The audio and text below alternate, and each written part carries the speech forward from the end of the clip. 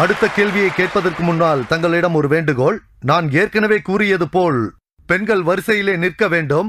அப்படி நிற்கவில்லை என்றால் கேள்விகள் கேட்பது தாமதமாகிவிடும். யாரும் தவறாக எண்ண வேண்டாம்.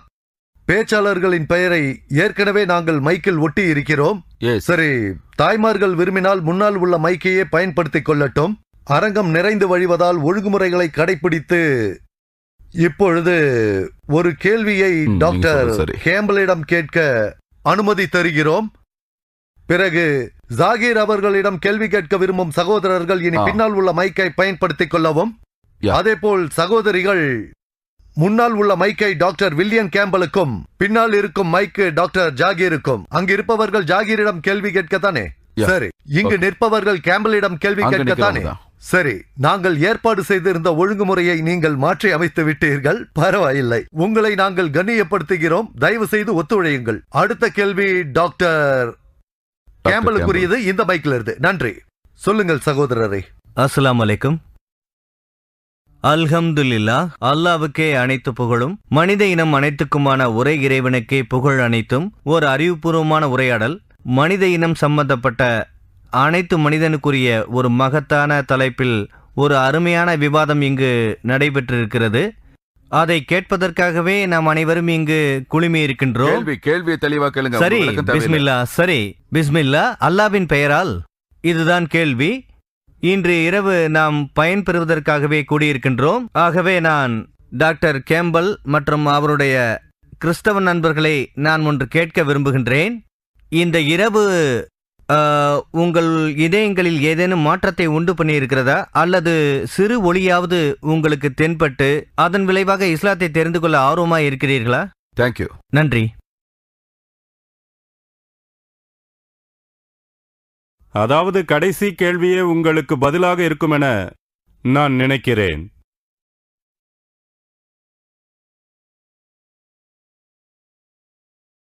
இயேசு தன்னை தேவன் என்று ஒரு இடத்திலும் சொல்லவில்லை என்று டாக்டர் நாயக் சொன்னார். மார்க்கு சுவிசேஷம் 14:61 வருவதை பாருங்கள். அவரோ ஒரு உத்தரவும் சொல்லாமல் பேசாதிருந்தார். பிரதான ஆசாரியன் அவரை நோக்கி, நீ தேவனுடைய குமாரனாகிய கிறிஸ்துதானா என்று கேட்டான். அதாவது நீர்தானே தேவனின் குமாரனாகிய கிறிஸ்து என்று கேட்டான். அதற்கு இயேசு சொல்கிறார், நானேதான். நானே தேவனின் குமாரன் என்று சொல்லிவிட்டாரே. மேலும் தான் தெய்வீகமுடையவன் என்று சொல்கிறாரே. மேலும் பைபிள் தெளிவாகவே பேசுகிறது. டாக்டர் நாயக் தன் வாதத்திற்கு சாதகமான இயேசுவின் மனித வடிவம் சம்பந்தப்பட்ட அந்த வசனங்களை மட்டுமே குறிப்பிட்டுள்ளார்.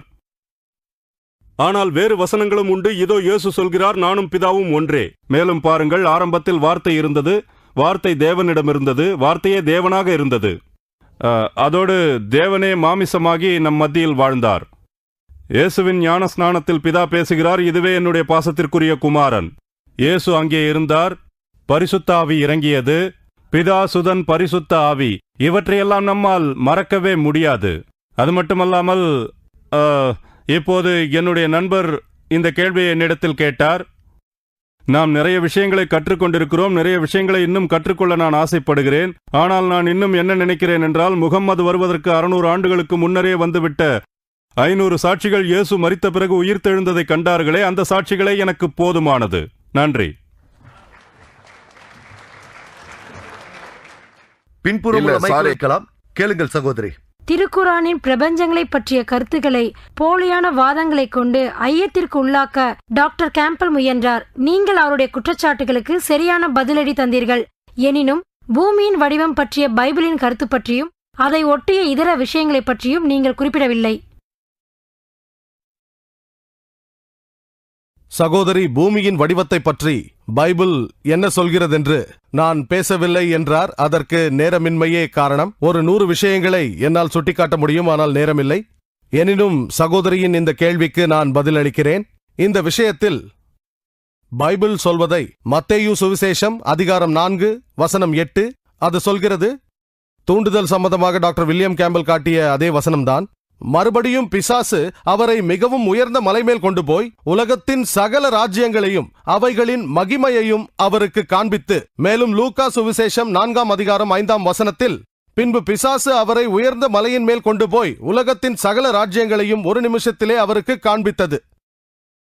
இப்போது நாம் இந்த உலகத்திலே மிக உயரமான மலையின் மேல் ஏறினாலும், அதாவது மவுண்ட் எவரெஸ்டின் மேல், மேலும் உங்களது கண் பார்வை நன்றாக இருந்தாலும், உங்களால் 1000 மைல்களுக்கு அப்பால் பார்க்க முடிந்தாலும், இருப்பினும் உங்களால் உலகத்தின் எல்லா ராஜ்யங்களையும் பார்க்க முடியாது.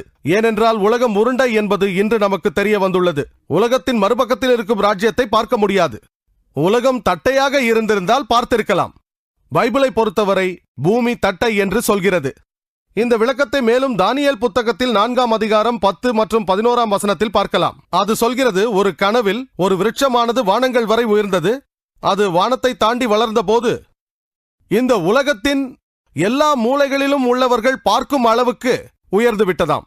உலகத்தின் வடிவம் தட்டையாக இருந்தால் மட்டும்தான் இது சாத்தியம். விருட்சம் உயரமாக இருந்தால், உலகம் தட்டையாக இருந்திருந்தால் பார்த்திருக்கலாம். ஆனால் இன்று உலகம் உருண்டை என்பது அனைவரும் அறிந்ததே. ஆகவே ஒரு மரம் எவ்வளவு உயரமாக வளர்ந்தாலும் சரி, உலகத்தின் இன்னொரு பக்கத்திலிருந்து அதை பார்க்கவே முடியாது. மேலும் நீங்கள் படித்தீர்களேயானால், 1ஆம் நாளாகமத்தில் சொல்லப்பட்டுள்ளது, அதிகாரம் 16 வசனம் 30, பூமி அசைவதில்லை என்று சொல்லப்பட்டிருக்கிறது. மேலும் சங்கீதம் அதிகாரம் 93 1ஆம் வசனத்தில், எல்லாம் வல்ல இறைவன் பூமி அசையாதபடி நிலை பெற செய்திருக்கிறார் என்று சொல்கிறது. அதாவது பூமி அசையாதாம். மேலும் நியூ இன்டர்நேஷனல் வெர்ஷனில் கர்த்தர் பூமியை ஸ்தாபித்து அதன் அசைவை நிறுத்திவிட்டார். அதாவது ஒரு நிமிடம், பூமியின் ஒரு நிமிடம் உள்ளதா இல்லை ஒரு நிமிஷம் இருக்கு. ஒரு நிமிடம் பொறுக்க சொல்கிறார் என்று நினைத்தேன்.